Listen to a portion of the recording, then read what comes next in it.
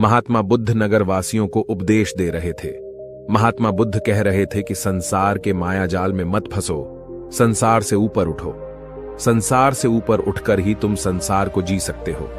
संसार में जो फंस गया, जिसने अपनी बुद्धि का इस्तेमाल नहीं किया, वो व्यक्ति जो समय पर अच्छे कर्म नहीं करता और बुरे कामों में जुट जाता है, वह आने वाले समय में बड़े दुखों का सामना कर सकता है, क्योंकि उसके बुरे कर्म ही उसके दुखों का कारण बनेंगे।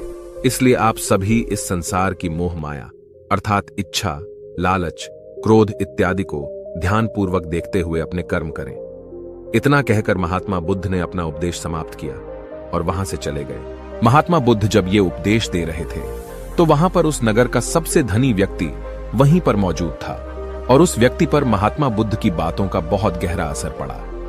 उसका मन अब संसारी जीवन में नहीं लगता था, वह संसारी जीवन से हटने लगा था। अब उसे अपना सब कुछ किया हुआ व्यर्थ नजर आने लगा था। देखते ही देखते कुछ ही सालों में उसका सारा व्यापार चौपट होने लगा था। उस धनी व्यापारी के परिवार के सभी सदस्य उसे इस तरह से देखकर बहुत चिंतित रहने लगे थे और जब भी कोई उससे बात करने की कोशिश करता था तो वह धनी व्यापारी एक ही बात कहता, यह धन दौलत तो सब बेकार की चीजें हैं, यह सब तो मोह माया है, सब बेकार है, भला हम रिश्ते निभाकर क्या करेंगे, यह सब तो वासना है, जीवन तो केवल एक ही है और वह है मुक्ति। अब तो केवल उसी की आस है, उसी की प्यास है। मैं इतना समझ चुका हूं कि अब से जो भी होगा वह सब अच्छा होगा। अब से उसने व्यापार पर भी ध्यान देना बिल्कुल बंद कर दिया था और देखते ही देखते वह धनी व्यापारी उस नगर का सबसे गरीब व्यक्ति बन चुका था। वह पूरी तरह से निर्धन हो चुका था, उसका सब कुछ बर्बाद हो चुका था और उसका पूरा परिवार सड़क पर आ गया था। एक दिन जब उसके घर में खाने के लिए कुछ नहीं बचा तो उसने अपने आप से कहा, यह मैंने क्या कर दिया? सब कुछ तो बहुत अच्छा चल रहा था, लेकिन मैंने अपने हाथों ही सब कुछ बर्बाद कर दिया। आज मेरे परिवार का हर एक सदस्य भूखा है, उनके पास खाने के लिए कुछ नहीं और मैं उनके लिए कुछ नहीं कर पा रहा। वह यह सब सोच ही रहा था कि तभी उसे याद आया कि उसने महात्मा बुद्ध की बातों में आकर अपना जीवन बर्बाद कर लिया। न तो उसे मुक्ति मिली और न ही धन। वह सोच रहा था, मैं तो कहीं का नहीं रहा, थोड़े थोड़े भोजन के लिए भी आज मुझे रोज मरना पड़ता है। हर रोज मुझे मेहनत करनी पड़ती है, तब जाकर मेरे परिवार को 2 वक्त की रोटी मिल पाती है। अपने परिवार की इस तरह से बुरी हालत देखकर उससे रहा नहीं गया। वह बहुत चिंतित रहने लगा था, वह बहुत परेशान हो चुका था। एक दिन वह अपने घर से भाग गया। रास्ते में जब वह आगे बढ़ रहा था तब उसके मन में ख्याल आया कि वह कहां जाएगा, किससे मदद मांगेगा, आखिर अब उसका साथ कौन देगा। तभी उसे याद आया कि उसे महात्मा बुद्ध के पास ही जाना चाहिए, क्योंकि बुद्ध के कारण ही आज उसकी यह हालत है। उसके हालात के जिम्मेदार तो वही है। मैं तो सीधा सीधा अपने मार्ग पर जा रहा था, लगातार अपने व्यापार में उन्नति कर रहा था, लेकिन जब से मैंने उनकी बातें सुनी तब से मेरा मन विचलित हो गया। मुझे समझ नहीं आया कि मैं जो जीवन जी रहा हूं क्या वह सत्य है या फिर जो वह जीवन जी रहे वह सत्य है। उनकी चिकनी चुपड़ी बातों में आकर मैंने अपना सब कुछ बर्बाद कर दिया। मेरे हालात के जिम्मेदार तो वही हैं, इसलिए मुझे उनके पास ही जाना चाहिए।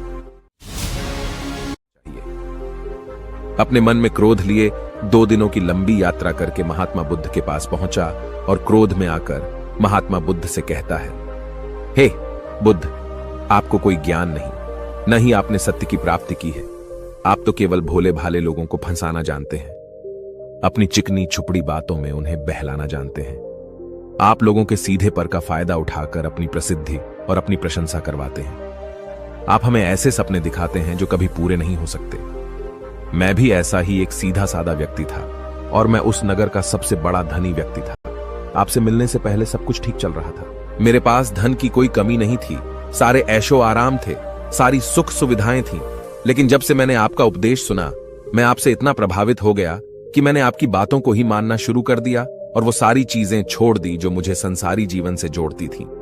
अर्थात संसार की सारी मोहमाया मैंने त्याग दी और आज देखिए आपकी वजह से मेरा पूरा परिवार भिखारी बन चुका है। वह छोटी सी कुटिया में रहता है, यहां तक कि रोज के खाने के लिए भी हमें तिल तिल मरना पड़ता है। आपकी वजह से मैं पूरी तरह से बर्बाद हो चुका हूं। उस व्यक्ति के इतना कहने के बाद महात्मा बुद्ध शांति से मुस्कुराते हुए उस व्यक्ति से कहते हैं, आखिर तुम्हारे साथ क्या हुआ है और तुमने मेरी बातों का क्या मतलब निकाला? इस पर वह व्यक्ति महात्मा बुद्ध को सारी बातें बता देता है। आप कहते हैं कि धन दौलत की इच्छा करना, ये कामना, ये वासना से बुरी है। आप सांसारिक जीवन को बुरा कहते हैं और खुद इस संसार में आकर भिक्षा मांगते हैं। आप आध्यात्मिक जीवन को अच्छा बताते हैं, किंतु मेरा एक प्रश्न है, इस आध्यात्मिक जीवन से हमें क्या मिलता है? इससे हमें क्या लाभ? आपने कहा था कि हमें आध्यात्मिक जीवन से सुख प्राप्त होता है, लेकिन मैंने तो जब से आध्यात्मिक जीवन अपनाया है तब से मुझे केवल दुख ही दुख मिला है। यहां तक कि मेरे पास जो कुछ भी था वह भी सब मैं खो बैठा हूं। आप लोगों को झूठा सुख दिखाकर उन्हें अंधकार में ढकेल देते हैं। क्या यह वास्तविकता नहीं है? इस पर महात्मा बुद्ध मुस्कुराते हुए उस व्यक्ति से कहते हैं, बेटा, तुम बहुत दूर से आए हो, अभी तुम विश्राम कर। रात को आकर मैं तुम्हें तुम्हारे सभी प्रश्नों का जवाब दे दूंगा। पहले तो उस व्यक्ति ने इनकार किया, लेकिन महात्मा बुद्ध के आग्रह पर वह व्यक्ति महात्मा बुद्ध की बात मान गया और आश्रम में जाकर विश्राम करने लगा। रात्रि के बाद महात्मा बुद्ध उस व्यक्ति के पास आए और कहा, बेटा, मैंने एक व्यक्ति की बात सुनी। वह कह रहा था कि एक हाथी हवा में उड़ रहा था और वह अपने पर तेजी से मारता हुआ हवा में चला जा रहा था। उसने तो यह भी देखा कि एक बड़ी मछली अपने पैरों से जमीन पर चल रही थी और एक कुत्ता समुद्र की गहराइयों में सांस ले रहा था। इतना कहकर महात्मा बुद्ध शांत हो गए। वो व्यक्ति महात्मा बुद्ध की सारी बातें सुनकर महात्मा बुद्ध से कहता है, हे तथागत, उसके आगे क्या हुआ? आखिर आप चुप क्यों हो गए? तभी महात्मा बुद्ध उस व्यक्ति को समझाते हुए कहते हैं, बेटा, क्या तुम्हें लगता है कि ऐसा वास्तव में हो सकता है? इस पर व्यक्ति जवाब देते हुए कहता है, बुद्ध, अगर आप कह रहे हैं तो यह अवश्य ही सच होगा, क्योंकि आप इतने बड़े ज्ञानी हैं। आपने सत्य की प्राप्ति की है, तो आपके मुख से निकला हुआ हर एक शब्द तो सत्य ही होगा। तभी महात्मा बुद्ध मुस्कुराते हुए उस व्यक्ति से कहते हैं, बेटा, क्या तुमने कभी पहले ऐसा कभी होते हुए देखा है? क्या तुमने कभी किसी हाथी को देखा है जो पर के साथ हवा में तेजी से उड़ता जा रहा हो? इसके जवाब में वह व्यक्ति कहता है, तथागत, मैंने तो कभी नहीं देखा। तभी महात्मा बुद्ध कहते हैं, तुमने मुझसे प्रश्न क्यों नहीं किया कि आखिर वह हाथी आकाश में कैसे उड़ सकता है? इसके जवाब में व्यक्ति कहता है, हे तथागत, आपके मुख से सुनकर मुझे ऐसा लगा कि मानो वह सत्य हो, और आप कह रहे हैं तो यह सत्य ही होगा, इसलिए मैंने आपसे एक भी बार प्रश्न नहीं किया।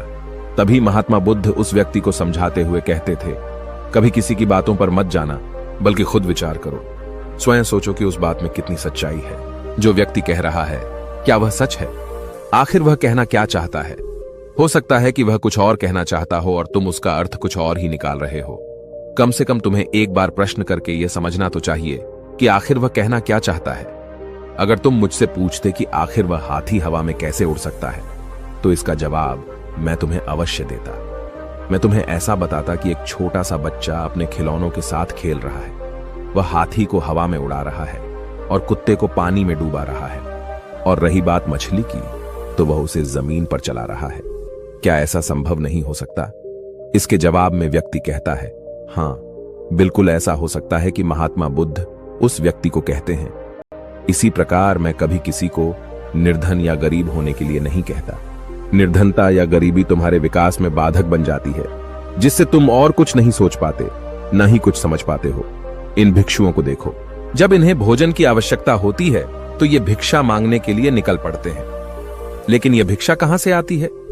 इसके जवाब में व्यक्ति कहता है, हे तथागत, हर कोई रोज मेहनत करता है ताकि उसके परिवार का पालन पोषण हो सके, और जो वह मेहनत करता है उसके बदले में उसे कुछ पैसे मिलते हैं।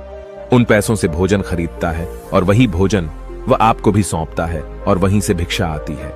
तभी महात्मा बुद्ध उस व्यक्ति से एक और प्रश्न करते हैं, बेटा, यह बात तो सत्य है, लेकिन तुम क्या मुझे यह बता सकते हो कि आखिर यह धन कहां से आता है? इसका जवाब देते हुए व्यक्ति कहता है, हे तथागत, धन तो सभी लोग अर्जित करते हैं, सभी कमाते हैं। तभी महात्मा बुद्ध इस व्यक्ति को समझाते हुए कहते हैं, ठीक इसी प्रकार दुनिया में यदि हर कोई भिक्षा मांगने लग जाए तो आखिर भोजन कहां से आएगा? अनाज कौन उगाएगा? व्यापार कौन करेगा? और लोगों की रक्षा के लिए धन कहां से इकट्ठा होगा? लोगों की जरूरतें कैसे पूरी होगी? यह सुनकर व्यक्ति थोड़ा सा अचरज में पड़ गया और महात्मा बुद्ध से कहता है, किंतु हे तथागत, आप ही तो कहते हैं कि मनुष्य की इच्छा, कामना और वासना, लालच और क्रोध, ये सभी मनुष्य के विकार हैं और हमें इनसे दूर रहना चाहिए, तभी वह आत्मज्ञानी कहलाता है। तभी महात्मा बुद्ध कहते हैं, बेटा, मैं तो अभी भी यही कह रहा हूं कि मनुष्य को इन सब चीजों से दूर रहना चाहिए। इस पर व्यक्ति महात्मा बुद्ध की बात काटते हुए कहता है, हे तथागत, पर दुनिया तो इसी पर चल रही है। इसके बिना भला यह संसार कैसे चल सकता है? हर किसी को पैसों की जरूरत है। बिना पैसों के वह अपने परिवार को नहीं चला सकता। वह अपने परिवार का पालन पोषण नहीं कर सकता। वह अपने परिवार के लिए भोजन नहीं ला सकता, और यदि वह पैसे नहीं कमाएगा तो वह भूखा मर जाएगा। तभी महात्मा बुद्ध कहते हैं, बेटा, यह संसार इन चीजों से नहीं चल रहा, इन चीजों से बिगड़ रहा है। इस पर व्यक्ति कहता है, हे तथागत, आखिर आप क्या कहना चाहते हैं?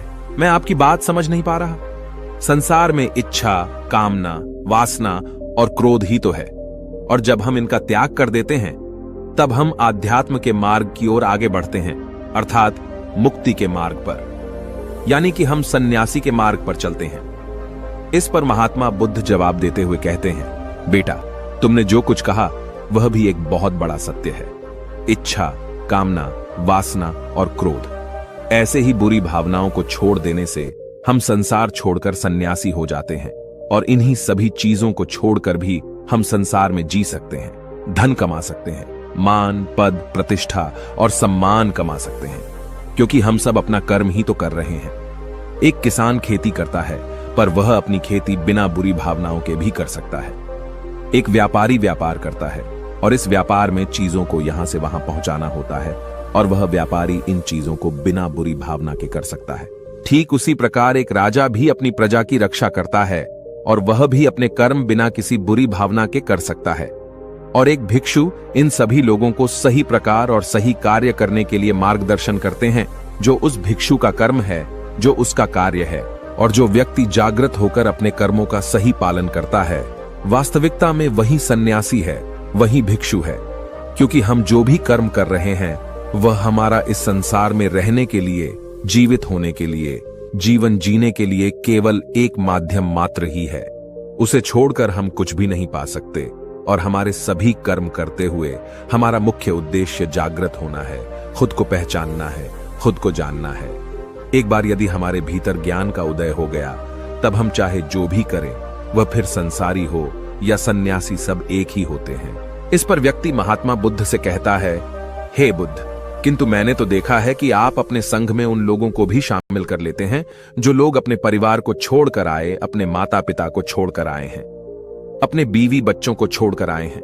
क्या आप उनसे कभी यह कहते हैं कि जाकर अपनी जिम्मेदारियां पूरी करो? जाओ, अपनी जिम्मेदारियां संभालो और धन कमाओ, और वहीं पर रहकर तुम आत्मज्ञान प्राप्त करो। उस व्यक्ति के प्रश्न का जवाब देते हुए महात्मा बुद्ध कहते हैं, भक्ति, क्या तुम शांति को हवा में उड़ा सकते हो? इसके जवाब में वह व्यक्ति कहता है, नहीं, मैं नहीं उड़ा सकता। तभी महात्मा बुद्ध कहते हैं, केवल एक बच्चा ही हाथी को हवा में उड़ा सकता है। ठीक उसी प्रकार जिस व्यक्ति को जो बनना है वह तो वह बनकर ही रहेगा। जैसे किसी व्यक्ति को राजा बनना है तो वह राजा बनेगा, किसी व्यक्ति को व्यापारी बनना है तो वह व्यापारी बनेगा। ठीक इसी प्रकार यदि किसी व्यक्ति को आत्मज्ञान की प्राप्ति करनी है तो उसे सब कुछ तो त्यागना ही होगा। आगे महात्मा बुद्ध उस व्यक्ति से कहते हैं, बेटा, क्या तुम सब कुछ छोड़कर आत्मज्ञान के मार्ग पर आगे बढ़ते, या फिर तुम यह सोच रहे थे कि इस रास्ते पर चलकर जीवन आसान हो जाएगा, जो होगा सब अच्छा होगा, सब कुछ अपने आप ही मिलने लगेगा, मुझे तो कुछ करने की आवश्यकता ही नहीं पड़ेगी, सारे दुख दर्द सब कुछ समाप्त हो जाएगा और जीवन में चमत्कार होने लगेगा और अंत में मुक्ति भी मिल जाएगी। महात्मा बुद्ध की यह बात सुनकर उस व्यक्ति को अपनी गलती का एहसास हो गया। पदोन्नति महात्मा बुद्ध के चरणों में गिर पड़ा और कहने लगा, हे तथागत, आप सत्य कहते हैं। मैंने तो कुछ ऐसा ही सोचा था, क्योंकि मेरा व्यापार सही नहीं चल रहा था, तो मुझे लगा कि सब कुछ छोड़कर सब मिल जाएगा, मुझे कुछ करने की आवश्यकता ही नहीं पड़ेगी, और मेरे सारे दुख दर्द हमेशा हमेशा के लिए खत्म हो जाएंगे, और मैं आत्मज्ञान भी प्राप्त कर पाऊंगा। तभी महात्मा बुद्ध उस व्यक्ति से कहते हैं, बेटा, भिक्षु हो जाना कोई आसान बात नहीं है, इसके लिए सब कुछ त्यागना पड़ता है। एक एक चीज जिसे तुम बहुत प्रेम करते हो, वह सारी चीजें तुमसे एक एक करके दूर हो जाती हैं। तो क्या तुम भिक्षु बनने के लिए तैयार हो? क्या तुम सब कुछ छोड़कर आध्यात्म के मार्ग में आगे बढ़ना चाहते हो? इसके जवाब में व्यक्ति कहता है, हे तथागत, मुझे मेरी गलती का एहसास हो चुका है, मुझे भिक्षु नहीं बनना, मैं तो व्यापारी ही ठीक हूं। मैं तो अपने संसारी जीवन में ही ठीक हूं, परंतु अब भी मेरे मन में एक प्रश्न शेष बचा है। अगर आपकी आज्ञा हो तो वह प्रश्न भी मैं आपसे पूछना चाहूंगा।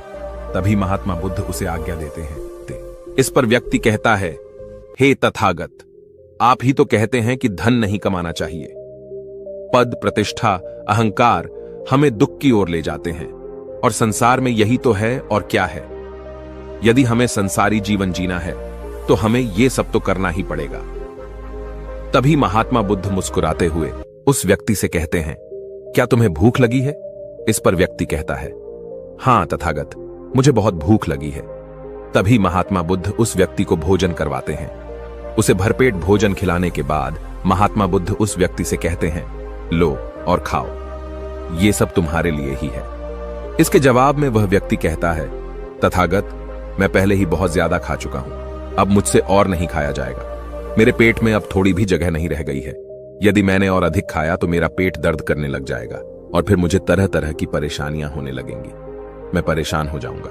तभी महात्मा बुद्ध मुस्कुराते हुए उस व्यक्ति से कहते हैं, बेटा, मैं भी तो तुम्हें यही समझाने का प्रयास कर रहा हूं कि जितनी जरूरत है उतना ही खाओ, उतना ही धन कमा जितने की तुम्हें आवश्यकता है, क्योंकि हर चीज जब हद से ज्यादा हो जाती है तो वह नुकसान जरूर पहुंचाती है।